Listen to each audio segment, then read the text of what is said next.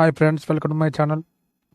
Australia batsmen Usman Khawaja మరోసారి అద్భుత ప్రదర్శనతో ఆకట్టుకున్నాడు. వరుసగా రెండోసారి సెంచరీ సాధించి సత్తా చాటాడు. దాదాపు 2 ఏళ్ల విరామం తర్వాత ఖవాజా రీ ఎంట్రీ ఇచ్చిన సంగతి తెలిసిందే. ఏషియన్ సిరీస్లో భాగంగా ఇంగ్లాండ్తో జరుగుతున్న 4వ టెస్టులో ఖవాజా తొలి జట్టులో చోటు దక్కించుకున్నాడు.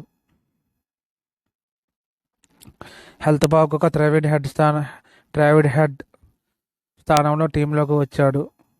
ఈ క్రమంలో మొదటి ఇన్నింగ్స్లో 137 పరుగులు రాణించిన ఖవాజా 4వ రోజు ఆట భాగంగా 101 పరుగులతో అజేయంగా నిలిచాడు. 138 బంతుల్లో 10 ఫోర్లు 2 సిక్సర్లతో శతకం పూర్తి చేసుకున్నాడు.